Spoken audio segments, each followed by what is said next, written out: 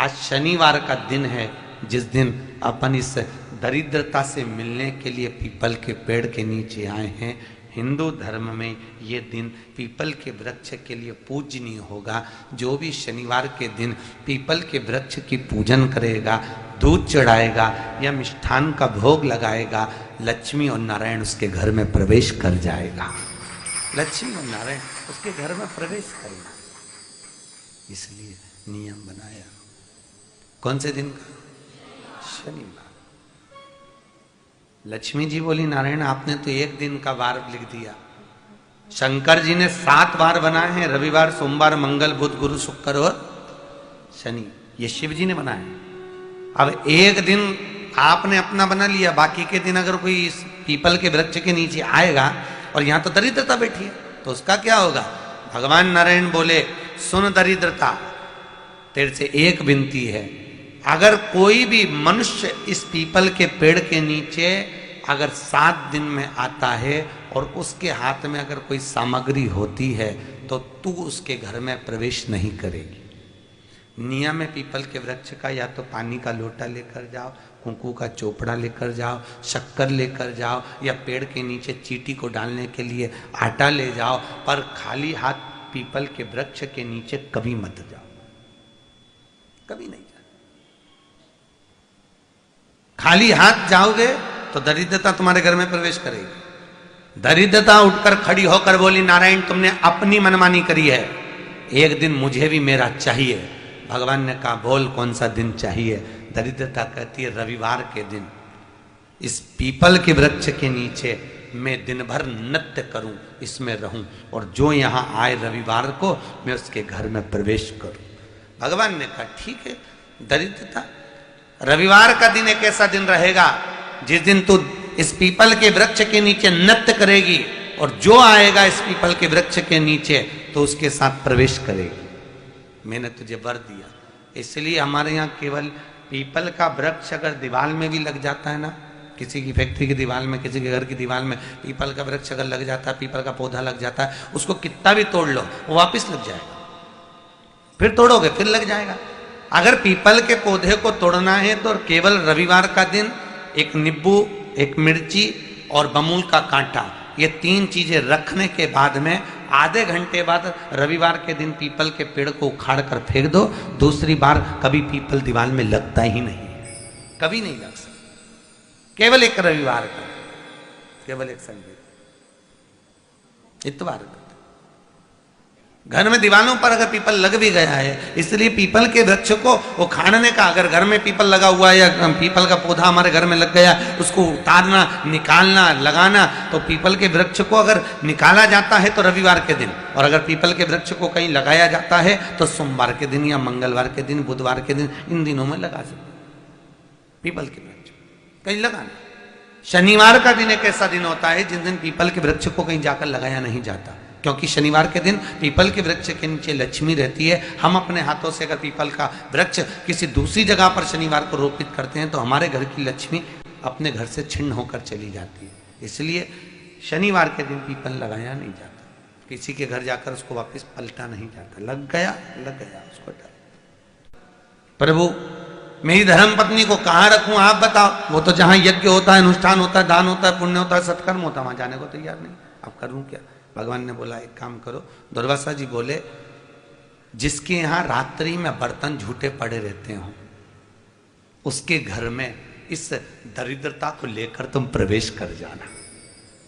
जिसके यहां रात्रि में बर्तन झूठे पड़े हो वहां लेकर प्रवेश कर जाओ। दूसरी जगह दुर्वासा जी बोले, जो स्त्री घर में दोपहर के समय पर सो रही हो उसके घर में इसको लेकर प्रवेश कर जाइए। जो स्त्री दोपहर के समय में घर पर सो रही हो इस दरिद्रता को लेकर प्रवेश कर जाइए।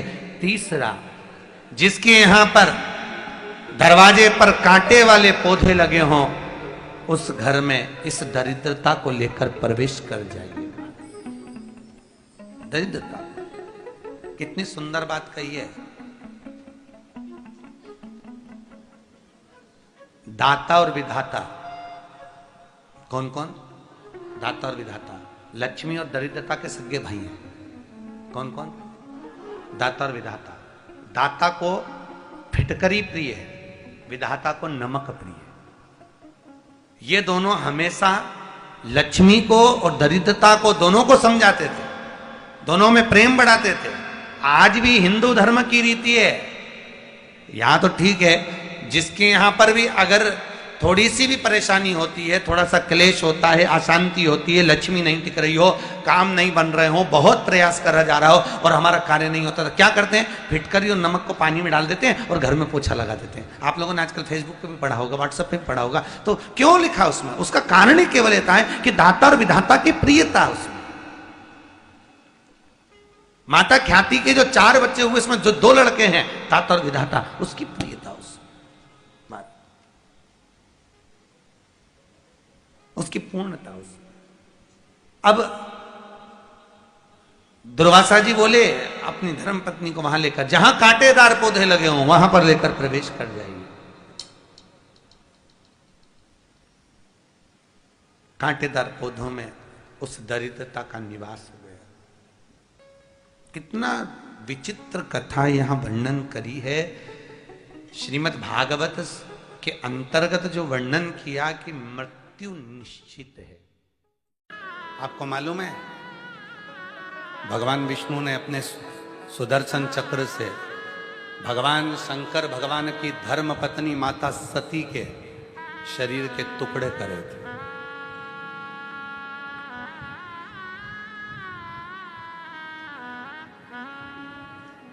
बावन शक्तिपीठ का निर्माण हुआ।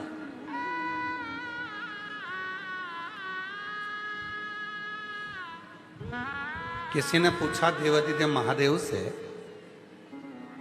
आपकी अर्धांगिनी के 52 टुकड़े कर दिए गए, शक्तिपीठ का निर्माण हो गया, भगवान विष्णु चाहते तो टुकड़े करने की जरूरत ही नहीं पड़ती, सती मैया को ओझल कर देते, सती माता का शव ही नहीं दिखता, तो शिव को क्रोध ही नहीं आता, तांडव नहीं रचते और शव चले जाता। फिर टुकड़े क्यों करें?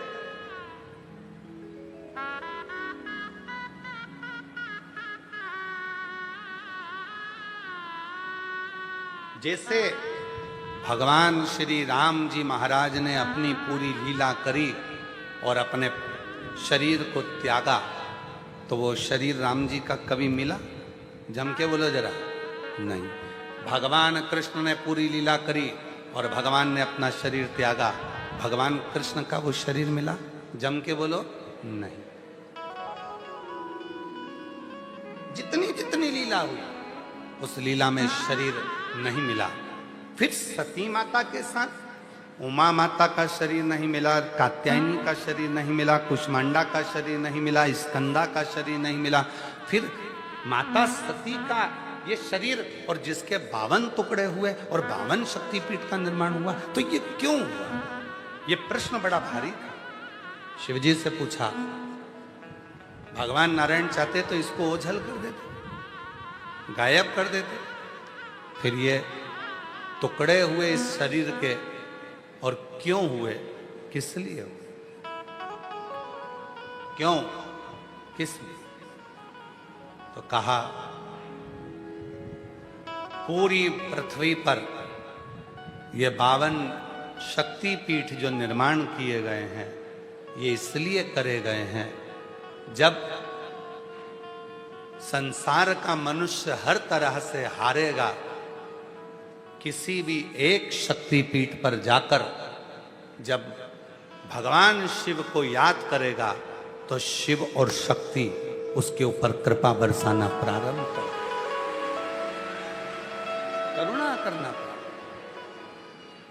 52 शक्तिपीठ में से एक शक्तिपीठ पर भी साल में अगर एक बार भी आप जाते हैं और वहां पर भगवान शंकर के मंत्र का उच्चारण करते हैं, नमः शिवाय, ओम नमः शिवाय, श्री शिवाय नमस्तुभ्यम, भगवान शिव के नाम का उच्चारण करते हो, तो वहां पहुंचते से ही आपको वो बल मिलना प्रारंभ हो जाता है कि आप जिंदगी में कभी कहीं हारते नहीं। पर लोग करते क्या हैं? देवी का दर्शन करने जाते हैं तो वहां आवाज लगाते हैं, जय माता दी, जय माता दी, जय माता दी, जय माता दी।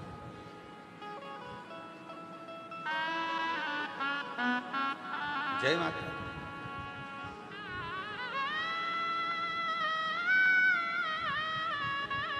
बहन घर में आई है राखी पर, रक्षाबंधन पर आपकी बहन आपके घर में आई है, 15 दिन से रुकी है।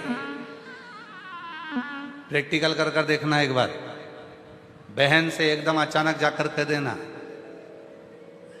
वो जीजा जी आए हैं, बहन के चेहरे पर प्रसन्नता आ जाएगी। ये तो कल आने वाले थे तो आज कैसे आ गए? मुख पर प्रसन्नता होगी, हंसी आएगी, प्रसन्न हो जाएगी।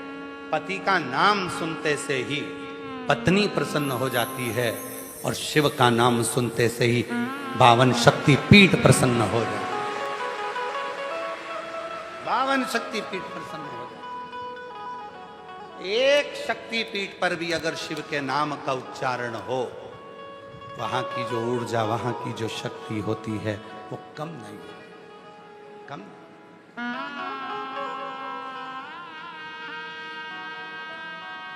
एक शक्ति। कल हम आशीष जी को और समीर जी को कह रहे थे कि मौका लगे, 12 ज्योतिर्लिंग तो कथा चल ही रही है। हर साल की एक बिटले सेवा समिति की एक ज्योतिर्लिंग में कथा होती है। पहले उज्जैनी हुई, ओमकारेश्वर महाकाल, ओमकारेश्वर हुई, काशी हुई, देवघर वैद्यनाथ जी हो गई। ऐसी कथाओं के क्रम 12 ज्योतिर्लिंग के तो साल में एक बार चलते ही हैं। हमने उनसे कहा कि कम से कम साल में एकाध कथा ऐसी होना चाहिए जो किसी शक्ति पीठ पर हो, जहाँ माँ सती का कोई अंग गिरा हो और वहाँ शिव की कथा हो, तो शिव और शक्ति बल देती है,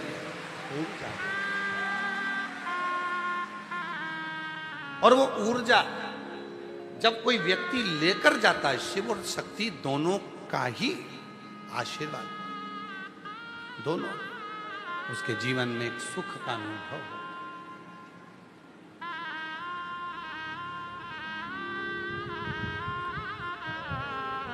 भेद नहीं है।